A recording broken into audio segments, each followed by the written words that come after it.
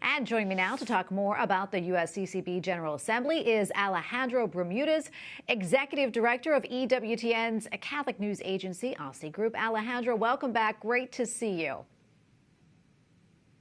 Great to see you, Tracy. Thank you for having me.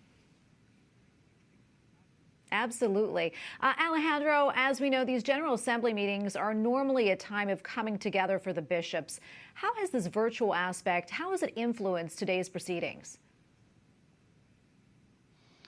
Well, it's a really bad situation, Tracy, really bad. If you consider these are probably the worst circumstances living Catholics can remember, the middle of an unprecedented pandemic, which was a significant issue addressed by the president of the USCCB, by Archbishop Gomez.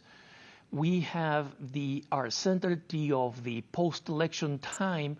We have violence in our streets, and there is in general a moment of lack of hope. And for all these circumstances, the bishops cannot spend time together physically, which is probably more important than the formal meetings. So I've been following the proceedings and to the fact that they are fairly impersonal, as most of the communications, virtual communications are, is added to the technical difficulties, in which probably the most repeated phrase during the journey has been, "Can you hear me?" Because technical problems appear all the time. But most importantly, they are not able to break bread together to speak about all these issues. So it's a bad time. And everybody knows that at this point. Yeah, so difficult indeed. And this is also the first meeting following the Holy See's report on Theodore McCarrick. What stands out to you in terms of the bishop's reactions on the report? Well, as you know, in the summer is when the bishops decided the schedule for this meeting. The November meeting is usually the most important one.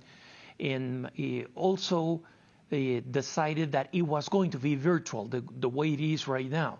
So when the McCarrick report came out so close to the meeting, they did not have much time to react, and only very late during the past weekend, the program, the original discussion program, was changed to give an hour that actually ended up eating most of the afternoon to speak about the report. And there is an absolute general consensus, Tracy, that what had happened is a failure in many directions, in many directions.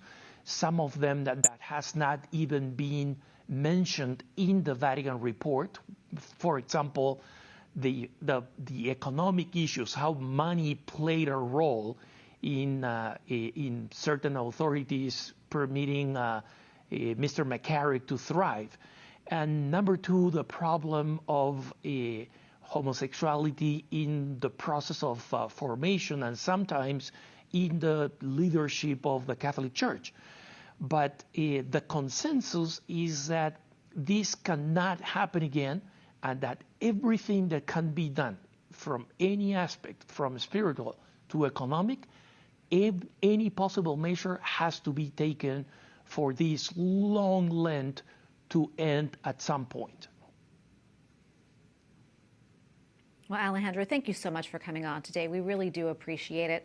Alejandro Bermudez, Executive Director of EWTN's Catholic News Agency, Aussie Group. Thanks again. Thank you, Tracy.